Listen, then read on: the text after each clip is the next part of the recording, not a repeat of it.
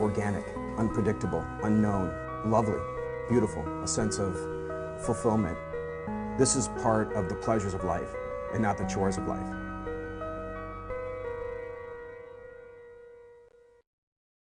Coming up on Daily Iowan TV, we'll take a look at new safety concerns for a car feature that's becoming more popular. Men's and women's basketball both playing tournament games today. Could either side win, or are they both on their way back to Iowa City? That's all coming your way next, right here on Daily Iowan TV. I'm Tom Brokaw. For more than 100 years now, the University of Iowa community has been waking up to the Daily Iowan. Today, it's the largest newsroom in eastern Iowa. And now you can see the news every night on Daily Iowan TV and get it anytime worldwide at dailyiowan.com.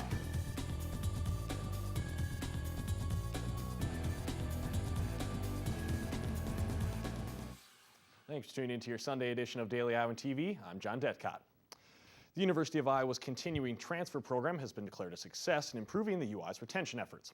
Officials say the program, called Transfer Think Tank, was started last summer after transfer students communicated they needed more assistance from UI officials.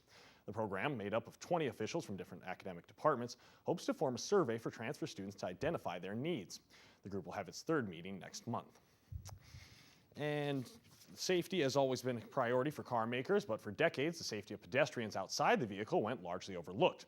Daily Iowan TV's Brad Maxwell tells us why that will all be changing in 2014 when some new technology will be required for passenger vehicles.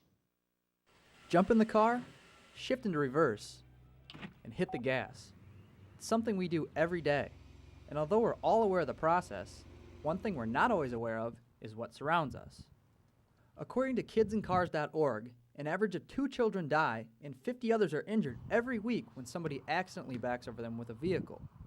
In an effort to minimize these tragedies, federal legislators are stepping up safety regulations for automakers, requiring all passenger vehicles to be equipped with rear-view backup cameras by 2014. Over the past 20 years, cars have become filled with mandated safety regulations, such as airbags and seatbelts to keep passengers safe inside the vehicle. But little has been done to keep pedestrians safe outside the vehicle. That is until 2014, when all new cars will be required to have rear-view backup cameras inside them, so now drivers can see everything that's behind them. Kidsincars.org is a nonprofit organization largely responsible for the new rear-view camera requirements. For the past 16 years, they have raised public awareness through statistics, tragic stories, and recently, a public service announcement showing 62 children in the blind spot of an SUV. According to their mission statement, Kids in Cars has been pioneering a national prevention movement since 1996 by promoting the highest level of awareness among parents, caregivers, and the public at large about dangers inherent to children in and around motor vehicles. So while the cameras can help make reversing a much easier task, regulators are encouraged the guidelines will create a safer atmosphere for pedestrians. Brad Maxwell, Daily Iowan TV. Regulators suggest that about 100 deaths a year could be avoided with the cameras.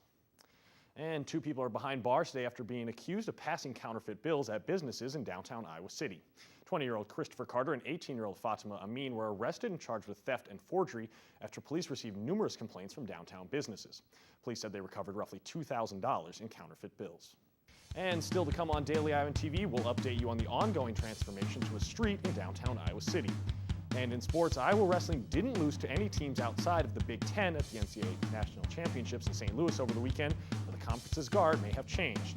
We'll have the results in sports. And that's all coming up in a bit, but first let's go to Muriel Kone for the weather forecast. So Muriel, it was gorgeous today. Can we expect more of this summer weather here in early spring? John, we can actually look forward to some warmer temperatures this week, and it looks like people are up and about enjoying today's beautiful weather before the rain comes rolling in tomorrow. And don't get me wrong, Monday morning will be nice and warm, but there will be a 65% chance of rain, which will carry into the afternoon, where temps will slightly increase into the mid-70s. Rain will continue into the evening with a 10-degree dip in temperatures, and the rain will not go away throughout the week. Expect a 70% chance of rain on Monday, but some nice temperatures, nevertheless, will continue throughout the week. We will get a break on Friday from the showers, along with some cooler temperatures going into the weekend. So it looks like summer is inching closer, and we're not done with spring yet. Back to you, John. Thanks, Muriel. The Tippie College of Business will have its first female dean. Last week, UI officials announced that Sarah Gardiel will take over the position at the end of the year. Guardia will replace William Hunter, who is retiring. Hunter was head of the business college for the past 6 years. And construction on Washington Street appears to be near completion following a recent decision to convert the one-way section of Washington Street to a two-way. Construction began on March 9th and is expected to be completed by the end of the month. The roughly $60,000 project to convert the street is expected to improve traffic circulation for downtown businesses and enhance bicycle access to downtown. And a local business owner was arrested after he allegedly sold marijuana to keep his hot dog business open. 27-year-old Ryan Faust was charged with money laundering and other drug-related offenses after he allegedly admitted to using money from dealing marijuana to keep his business, Hawk Dogs, operating. Faust was charged after Iowa City Police served a search warrant of his home, locating nearly half a pound of marijuana and several smoking devices, according to a police complaint. And now Daily Iowa TV's Ian Martin is here for your look at Hawkeye sports. Ian?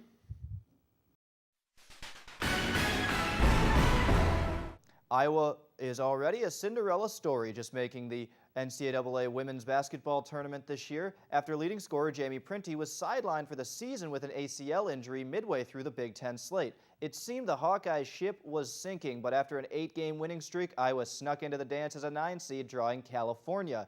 The Golden Bears handled the Hawkeyes easily on Sunday, though. Iowa led 19-16 at one point in the first half, but after that, Cal went on a 16-2 run, taking a 9-point lead into the break and getting up by as many as 16 points in the second half. A late comeback by Iowa. It was a 6-point game with just over a minute left. Fell short, however. 19 offensive rebounds by Cal, the real game-changing stat of that tournament game. And while Iowa's season is now over, California earned the right to face number 1 seed Notre Dame in a de facto home game in South Bend, Indiana on Tuesday.